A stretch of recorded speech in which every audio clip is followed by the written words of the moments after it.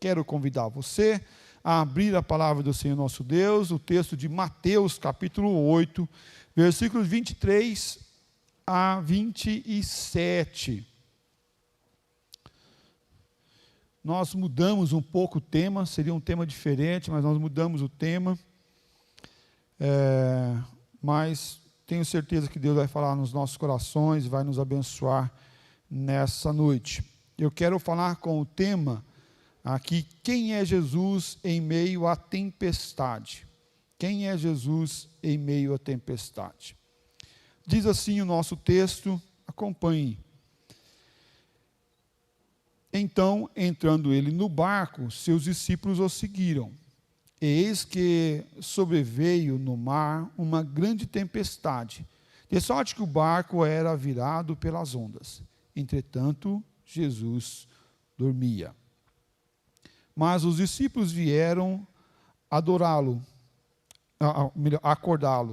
chamando: Senhor, salva-nos, perecemos.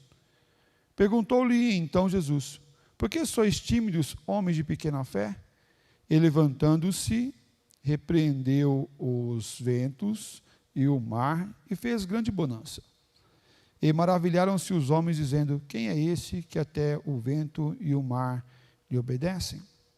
Ó Deus, pedimos tua misericórdia, a tua intervenção, que o Senhor venha falar nos nossos corações com essa palavra tão importante para nós, para a nossa caminhada, para a nossa fé, para a nossa jornada cristã diariamente. Tem misericórdia, Pai, de nós, em nome do Senhor Jesus nós oramos e agradecemos. Amém, Pai. Essa passagem, ela inicia no versículo 18 e continua no versículo 23, indo até o versículo 27. Não é nesses versículos que nós encontramos todo o contexto dessa passagem. Mas o contexto é que Jesus estava em Cafarnaum e estava a caminho à terra dos Gadarenos. Na terra dos Gadarenos. Isso te lembra alguma coisa? O endemoniado de Gadareno. Aquela pessoa que estava lá, né? Estava possessa. Um texto fala que era outro fala que era dois, né? Duas pessoas. Importante é que tenha pessoas endemoniadas e o Senhor Jesus foi lá e libertou, né? Libertou completamente. E é interessante que Jesus estava em uma caminhada e ele está aqui próximo do Mar da Galileia e ele entra no barco para a travessia do Mar da Galileia. É chamado Mar da Galileia, mas é um lago, tá? Não é mar, é um lago. Mas a Bíblia errou. Mas pera um pouquinho, é um lago que tem 21 quilômetros, tá certo? Tem 21 quilômetros de comprimento, de extensão, e 11 quilômetros de largura. Para a visão da época, era o quê? Era um mar. Mas hoje nós sabemos com a tecnologia, com todo o desenvolvimento, que não é mar, mas é um lago. E é interessante também, outra característica desse lago, é que ele está cerca de 212 metros abaixo do nível do mar Mediterrâneo. Não é acima, é abaixo. 212 metros abaixo do nível do Mediterrâneo. Ou seja, você cavar qualquer coisinha ali, daqui a pouco está brotando água. Por quê? Porque está muito abaixo do nível do Mediterrâneo. Ele está rodeado de montanhas, esse lago. Muitas montanhas à volta, por isso essa depressão. E quando as águas esfriam, desce abruptamente do Monte Hermon, que tem um pico de 2.759 metros de altitude, e de outros montes que se encontram em volta desse lago, desce uma corrente de ar frio dessas montanhas, por causa da neve que está no pico dessas montanhas.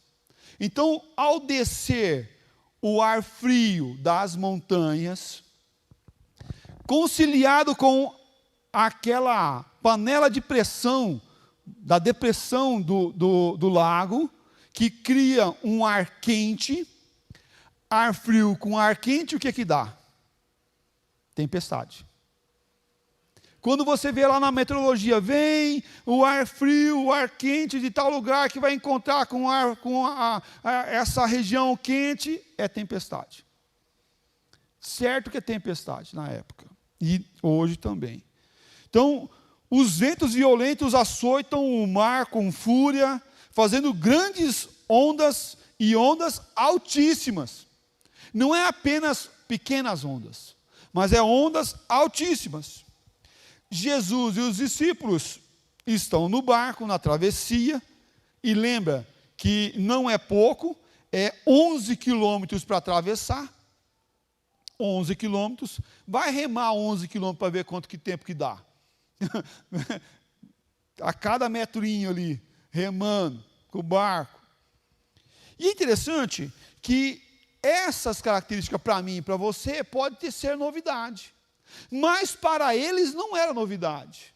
Eles sabiam, e todos eles sabiam que o contexto geográfico, o perigo de uma tempestade no final do dia, o perigo da tempestade, a súbita, vindo sobre aquela região que era corriqueiro.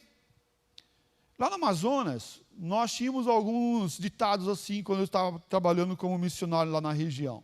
A gente falava assim: à tarde eu vou lá na tua casa.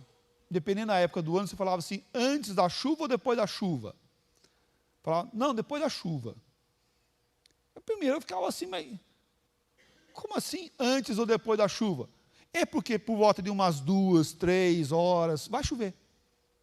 E chove quase todo dia no período das águas, nesse horário. Então a gente falava assim, antes da chuva, depois da chuva. Quando a gente ia viajar com a lancha para as viagens missionárias, a gente falava assim, vamos sair antes ou depois da chuva. Se fosse perto, a gente saía depois da chuva.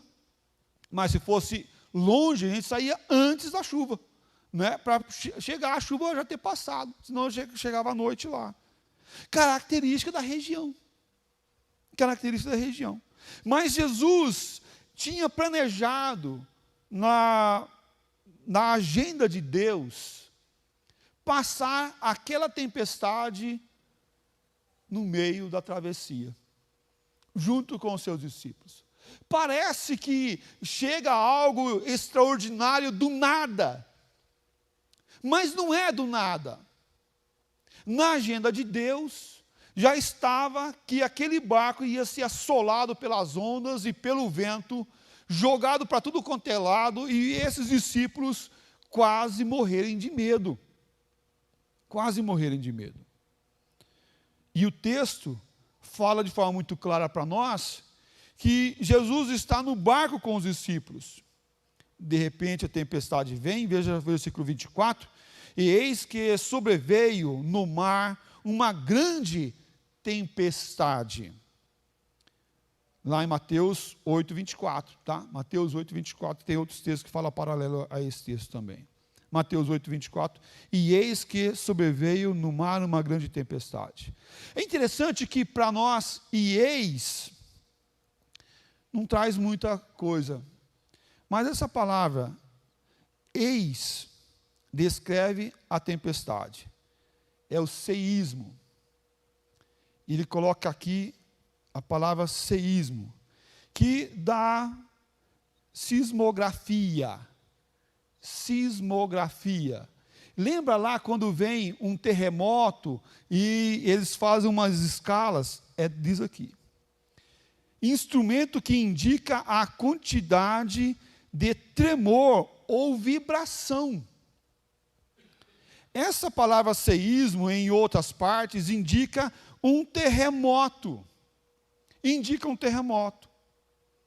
O que aconteceu lá em Mateus 27, versículo 54. O centurião e os que com eles guardavam a Jesus, vendo o terremoto, o seísmo, e tudo o que passava, ficaram possuídos de grande temor. E disseram, verdadeiramente, este é o Filho de Deus. Por quê? Porque estava mostrando o que tinha acontecido de terremoto. É a mesma palavra que usa quando Jesus morre e tem aquele terremoto, é a mesma palavra que usa para qualificar o que ia acontecer naquele mar. A terra tremeu, a água se movimentou. Havia um plano de Deus sobre essa tempestade. Quem é Jesus em meio à tempestade? Em primeiro lugar, Jesus é o Deus encarnado. Nós não podemos esquecer disso. Que Jesus é o Deus encarnado. E por que nós não podemos esquecer isso? E o texto mostra que Jesus estava cansado. O texto mostra que sobreveio no mar uma grande tempestade, de sorte que o barco estava sendo virado para todo lugar. E entretanto Jesus dormia. Jesus dormia. É importante entender que Jesus é 100% Deus e 100% homem. O Deus que muitas pessoas veem, que é o Deus que não sente a nossa dor, é o Deus que não está preocupado com o homem, é o Deus que é transcendente, está lá no céu, que nada move Ele, que nada comove Ele, não é verdadeiro. O Deus que não está nem preocupado com você não é verdadeiro. Esse pensamento é um pensamento daqueles que querem apenas criar interrogações e não colocar verdades de Deus sobre você. O Deus que nós servimos é o Deus que se compadece, porque Ele se cansa. Jesus se cansou. Jesus mostrou que sentiu a nossa dor, o nosso peso. Quando você chega cansado do trabalho, no final do dia, está cansado de lutar com alguma coisa, saiba que Jesus também sentiu esse mesmo cansaço. Jesus, homem, sentiu esse mesmo peso da limitação física humana. Ah, mas então Deus se cansou. Não, Jesus, homem, se cansou. Jesus, homem, se cansou, porque Deus, Jesus, segunda pessoa da Trindade, não se cansa. Mas sim, Jesus é o Deus encarnado, e como Deus encarnado, Ele padeceu e sofreu, como nós comemoramos a Páscoa há pouco. É Ele que foi pregado naquela cruz, é Ele que morreu, e não o Deus Jesus, a segunda pessoa da Trindade, não morre. Pelo contrário, Ele permaneceu vivo, mas o Jesus, homem, morreu naquela cruz para nos salvar, sentindo a nossa dor, o nosso sofrimento. O Senhor Jesus é aquele que se compadece de nós. Marcos relata que Jesus estava deitado na parte traseira do barco, e a palavra adormeceu significa, no texto original, que caiu em profundo sono. Em profundo sono, ele foi, quase que desmaiou. Você já chegou a ter algum momento como esse? Você chega em casa, você só quer tomar um banho, comer alguma coisa e dormir, descansar. E algumas vezes não dá nem tempo disso, você só chega em casa e se joga naquela cama e fala, vou ficar aqui 5 minutinhos, só para me repor as energias, e daqui a pouco eu vou tomar banho e vou comer alguma coisa. Quando você escuta, o relógio está tocando no outro dia de manhã. É isso que aconteceu com Jesus. Quase isso. Porque não tinha um despertador. Jesus trabalhou muito antes de entrar no barco. A cura de dois endemoniados, a ressurreição da filha de Jairo, a cura de uma mulher com hemorragia, muitos outros milagres que só falam que foram feitos, como está lá em Mateus capítulo 8, versículo 16. Muitos outros milagres aconteceram, mas não foram relatados, não foram escritos, porque nem todos foram escritos. 8,16. Né? Esse não está escrito lá. E olha só, além disso, não lhe era difícil cair em sono profundo, pois a sua confiança no Pai era total. Talvez você tenha medo de andar de barco, não sei se tem medo de andar de barco. Tem gente que vai andar de barco, o que é que fica? Fica tenso, segura, a mão começa a suar, né? A gente tem medo de andar de moto, de carro. Quando a esposa vai dirigir o carro, o marido senta, fica seguro naquilo ali, ele fica segurando ali, né? Aproveitar que hoje ela não veio, né? Amorzinho, se ela estiver assistindo, né? Paz. Mas olha só, muitas pessoas têm medo. Mas Jesus não tinha medo. Por quê? Porque ele sabia que na agenda de Deus, o barco não ia afundar. Na agenda de Deus, o barco ia ser jogado para todo quanto é lado, as ondas iriam bater naquele barco, o vento iria soprar naquele barco, mas na agenda de Deus, o barco não iria, o quê? Afundar. O barco não iria afundar, porque ele confiava no propósito do Pai. Era imaginável que o Pai poderia errar. Era imaginável que o Senhor, Deus, poderia abandonar a esses que estavam no barco. Era imaginável que o homem Jesus poderia errar e falhar no cálculo. Agora é a hora de agir.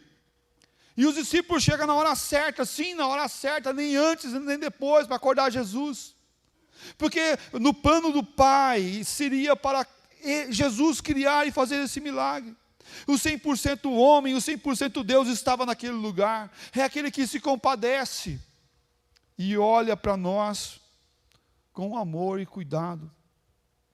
Nós não podemos esquecer que Jesus chorou, Jesus teve sede, sentiu só, ficou-se cansado, cansou-se, teve fome na tentação, teve fome. Jesus nos ensina a confiar em Deus. Confia em Deus, que o barco não vai afundar.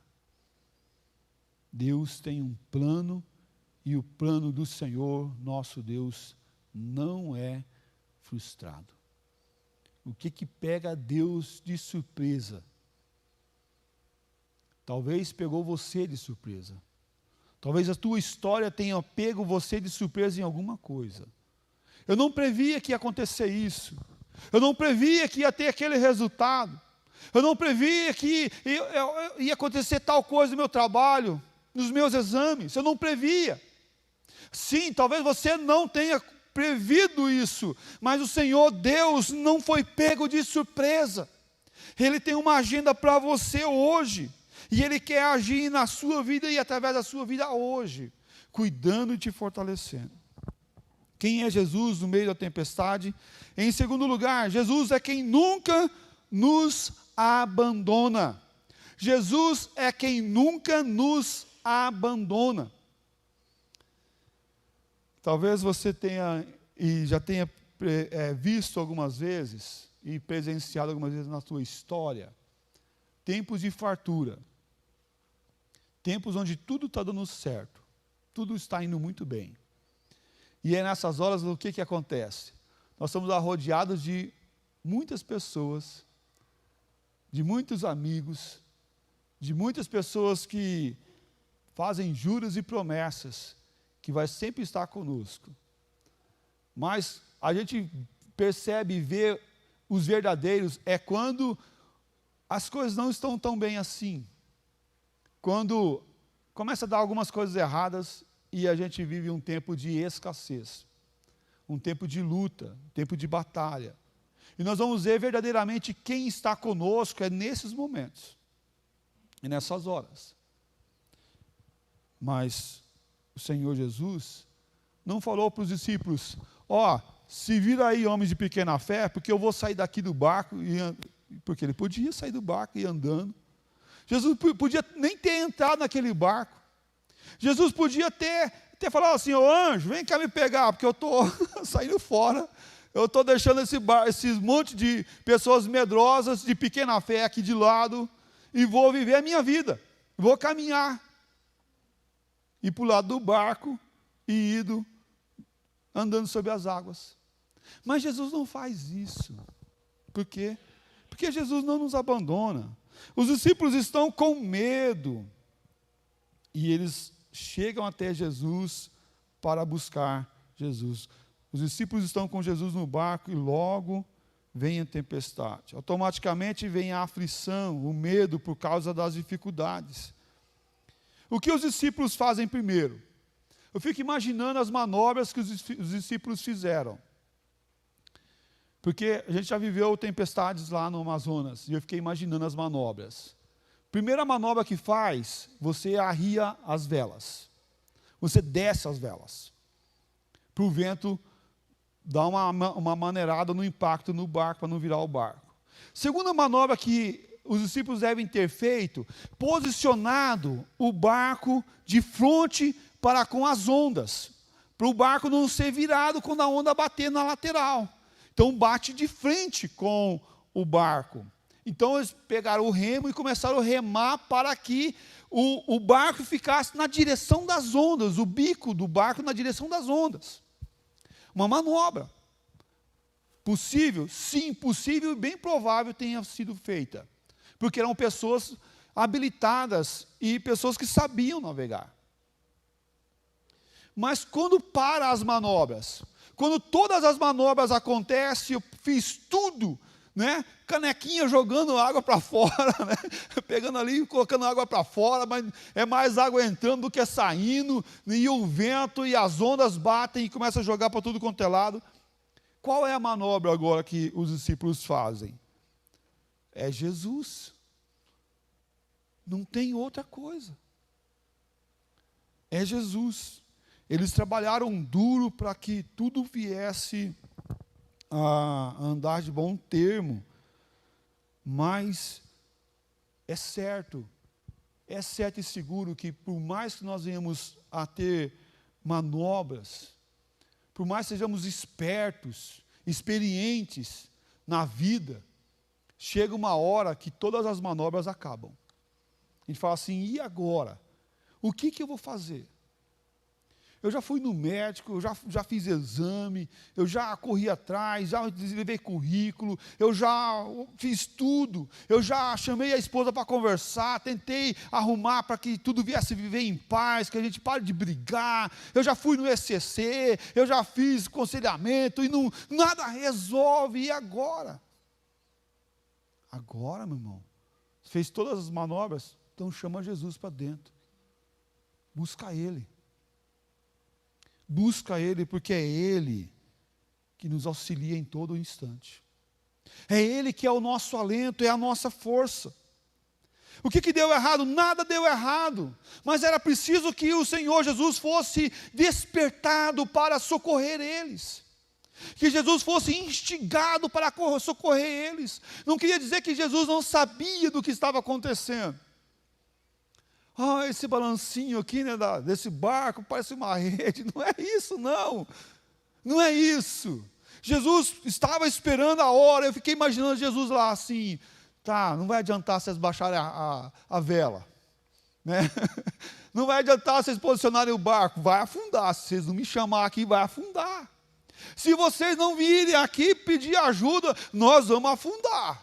Vem logo. E quando eles veem que não tem outra chance, outra coisa para fazer, o que eles fazem? Jesus, socorre-nos, nós vamos afundar. Jesus, socorre, nós vamos afundar. E Jesus levanta, dá uma bronquinha neles, né? Dá uma bronquinha de leve, homem de pequena fé. Por que vocês não falaram com o vento e falaram com o mar? E aí Jesus repreende o vento e repreende o mar. Jesus não nos abandona.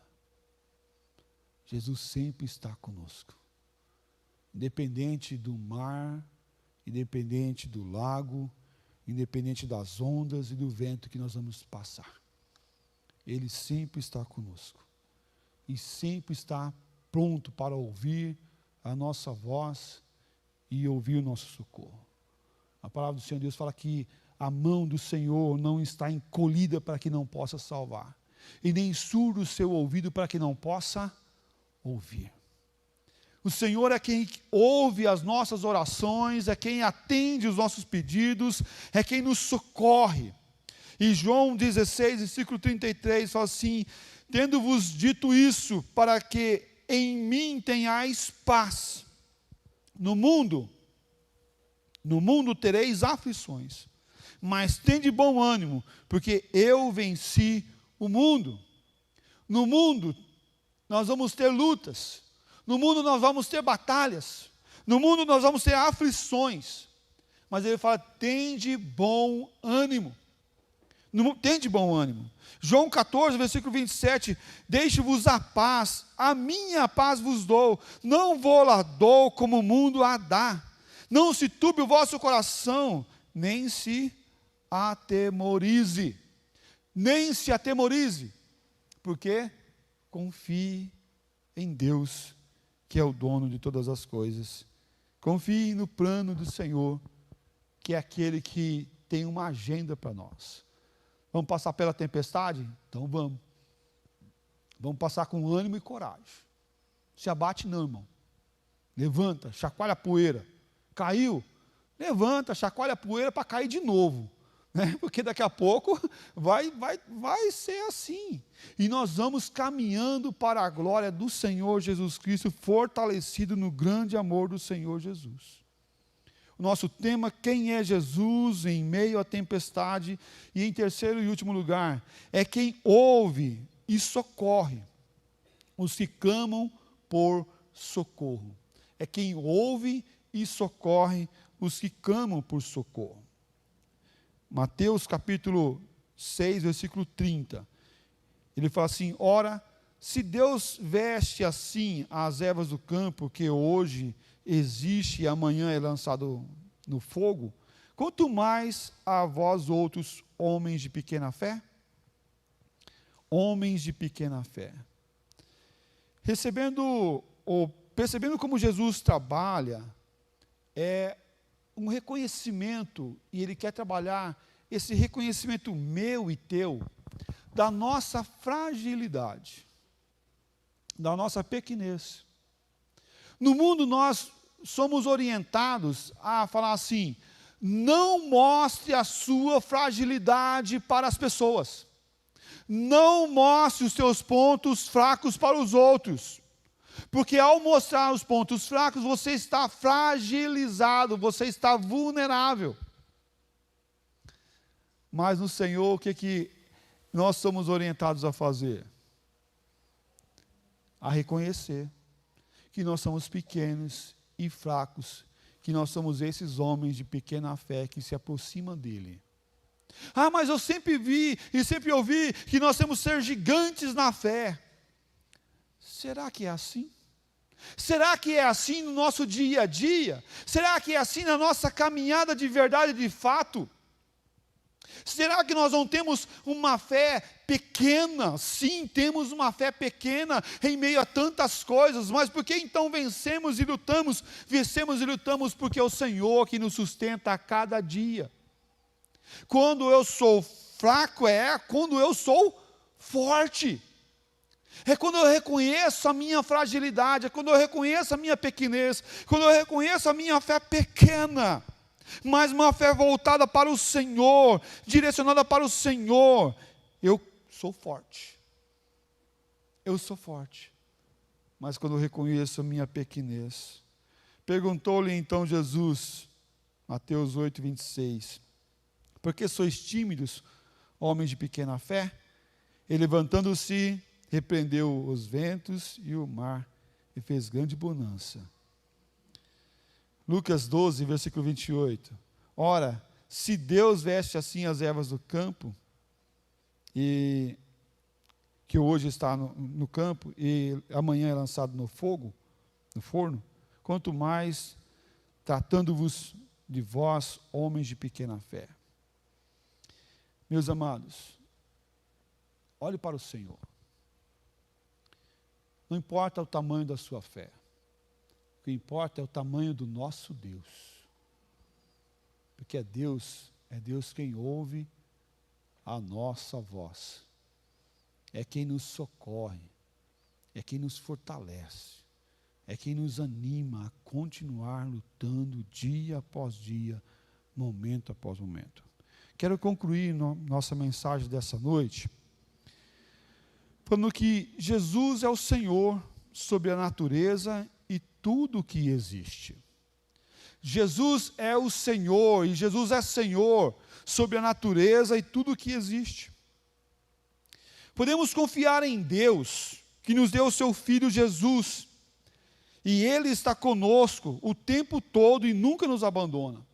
Podemos confiar em Deus e no Senhor Jesus, e no Espírito Santo que habita em nós e em nossas vidas, porque somos para Ele, e somos dEle, e devemos caminhar assim para a glória do Senhor. E é interessante que o texto nos mostra que os discípulos ficaram admirados, com uma grande pergunta: quem é esse que até o vento e o mar lhe obedece? Quem é Jesus? Porque uma coisa é você sujeitar alguém a algum milagre. Você está curado, você pode ir porque está tudo bem. E aí muitos charlatões fazem isso, e nós já vemos isso nas televisões, pessoas que estão de muleta e tal, e daqui a pouco não, foi curado, e sai, larga a muleta, depois volta para buscar porque teve problema. A gente escuta isso. Mas parar um vento e parar um mar, os discípulos falaram assim: quem é essa pessoa? Porque ele tem poder sobre os endemoniados, ele tem poder para curar, que ele tinha acabado de curar, ele estava cansado de tantos milagres que estavam acontecendo, e agora ele vem e ele manda na natureza. Quem é esse? Que pergunta é essa? Quem é esse? Quem Jesus é esse? Que homem é esse? Porque ele manda o vento, e ele manda no mar, ele manda na criação. Sim, ele manda na criação, e ele está conosco, e ele é a nossa força. A natureza, as coisas criadas, e só existe porque ele esteve também na criação, executando a ordem do Deus Pai para criar o Logos. A palavra criada foi Jesus Cristo, que realizou toda a criação. Devemos confiar em Deus em todo instante.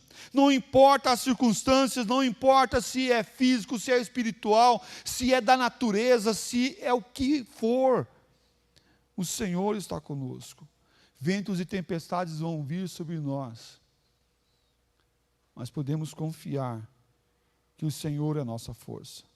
Não é o resultado de um exame, um acidente, ou qualquer outra tempestade da vida, que vai determinar a tua vida, que vai determinar a tua jornada. Não é um emprego ou a falta de um emprego que vai determinar, mas quem determina todas as coisas é o nosso Deus. Ele é o Senhor de todas as coisas. Deus nos deu o seu Filho, seu único Filho, para demonstrar o seu grande amor para nós. Somos templos, somos templo do Espírito Santo. Somos feitura dele, para andarmos com ele e para ele. Com Jesus no barco, tudo vai muito bem. Com Jesus no barco, tudo vai muito bem. E passo a tempestade. E passo a tempestade. Com Cristo no barco, tudo vai muito bem. Eu gostaria que você baixasse sua cabeça mais uma vez nessa noite, colocasse o teu coração diante do Senhor. Não quero que você saia daqui pensando que não vai ter tempestade na tua jornada, porque não é verdade. Não é verdade. Vai ter tempestade. Mas eu quero que você saia daqui certo, seguro, de que o Senhor Jesus está com você. Que o Senhor Jesus não vai te abandonar. Que o Senhor Jesus é o Deus encarnado, que sente as dores, sentiu as dores que você sente. Os teus sentimentos não são algo estranho para Deus. Ele se compadece de mim e de você. Eu quero que você saia daqui com a certeza que o Senhor Jesus sempre vai estar do teu lado, nunca vai te abandonar. Está com tempestade, Ele está do teu lado.